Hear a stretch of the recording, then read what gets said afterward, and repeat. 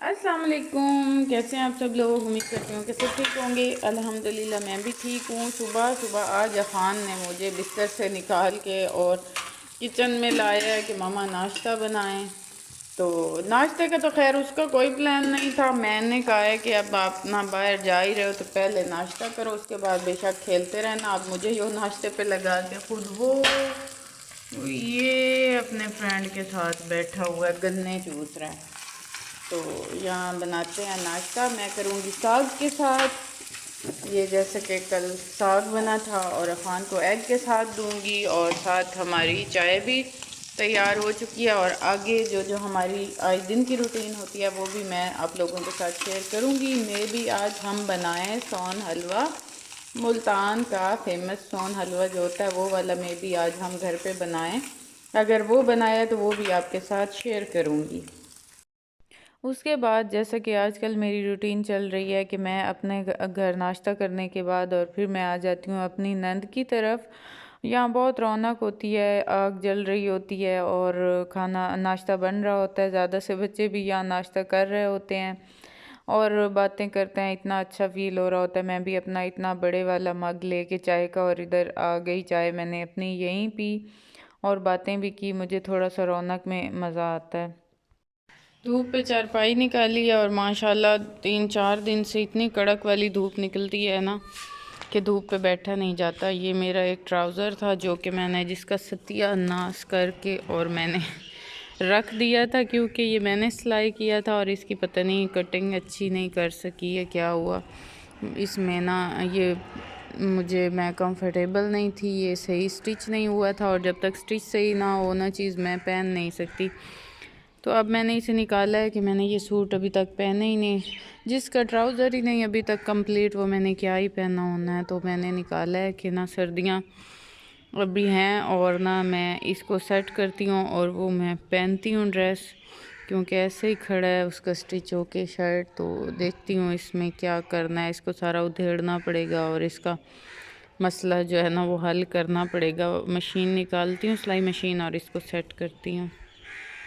साथ ही मैंने धूप पे सिलाई मशीन भी निकाल दिया और उसके साथ अब मैं ये ट्राउज़र सेट करती हूँ। अपनी नंद को दिखा के आई हूँ कि इसका मैं क्या करूँ, उन्हें भी कोई ख़ास समझ नहीं आई। ये देखे ना, ये जो स्टिच्ड है ना ये अब रेडीमेड है, इसकी कोई इतनी स्ट्रेट और अच्छी कटिंग होती है। ट्राई तो मैंने भी ऐसे ही किया लेकिन फिर भी मेरे से नहीं ठीक हुआ। ये बेल्ट भी नहीं बन सका, फिर मैंने लास्टिक ही डाल दिया। अब इसे मैं फिर करती हूँ कोशिश।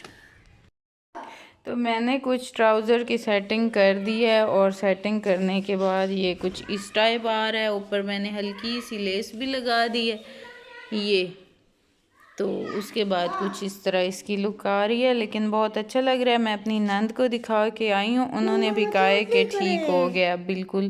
पहले बिल्कुल अच्छा नहीं, इतना ख़ास लग रहा था, अब ठीक हो गया। उसके साथ ये वाला मैंने स्टिच किया था शर्ट भी, कुर्ता, ये भी बड़ा अच्छा इसके साथ अब लग रहा है। तो मेरे साथ ये मसला है कि अगर ड्रेस अच्छा ना स्टिच हुआ हुआ तो मैं उसे पहन नहीं सकती। मतलब जैसे वो होते हैं ना थोड़े थोड़े मसले मसाइल ड्रेस में, यहाँ से ऐसे, यहाँ से मतलब गलत अगर सिला हुआ हो तो मैं बिल्कुल नहीं पहन सकती, चाहे वो जितना भी अच्छा ड्रेस हो। तो अब मैंने सेट किया, अब मैं सेटिस्फाइड हो गई हूँ, अब मैं इसे पहनूँगी किसी टाइम। फ़िलहाल तो मैंने बस इसे चेक करने के लिए पहना है, अब इसे मैं उतार देती हूँ। दोपहर का तो हमें हमसायों के घर से खाना भी आ गया। आलू मटर के राइस हैं, बहुत मज़ेदार वाले लग रहे हैं। इसे ट्रांसफ़र करते हैं हम अपने बर्तन में और बर्तन वापस दे देते हैं, क्योंकि बर्तन वापस देने के मामलात में ना मैं बहुत लेज़ी हूँ। अब जो है ना मुझे कहते हैं कि अभी हमें वापस दे दे, उन्हें पता होता है बाद में आसानी से नहीं मिलने। ये लो अफ़ान खाओ। आजकल हम दो अफ़ान और मैं ही घर में लाडले से बचे हुए हैं, क्योंकि शाहबान तो इधर है नहीं, वरना नहाल गई हुई है। तो हम आराम से अपनी रूटीन के मुताबिक चल रहे हैं दोनों माँ बेटा। जब से विंटर वेकेशंस हुई हैं उस टाइम से कपड़े धुलने वाले थे यूनिफॉर्म बच्चों के, तो मैंने वॉश ही नहीं किए थे। मैंने सोचा कि कौन सा इन्होंने अभी अभी स्कूल जाना है तो मैं कर लूँगी। अभी तक ये पड़े थे। तो आज मैंने कहा कि मैं वॉशिंग मशीन लगा देती हूँ, ये भी काम मेरा हो जाएगा, क्योंकि शाहबान गई है और शाहबान अब हमें कॉल कर कर के बुला रही है कि मम्मा आ जाए, मैं आपके बगैर उदास हो गई हूँ। तो देखें, मैंने सोचा कि कोई प्रोग्राम बन ही सकता है, तो फिर ये वाली जो कपड़े हैं ना ये मैं वॉश कर दूँ। और उसके बाद फिर ये वाला जो पैरेट है ना, ये बड़ा ही आजकल मेरा फ्रेंड बना हुआ है, पक्के वाला। और ये इतना मेरे साथ फ्री हो चुका है और अटैच हो चुका है ना, मैं जब भी जाती हूँ तो ये इतना मेरे ऊपर बैठता है, मेरी गोदी में बैठता है और मेरे कंधों पे, सर पे।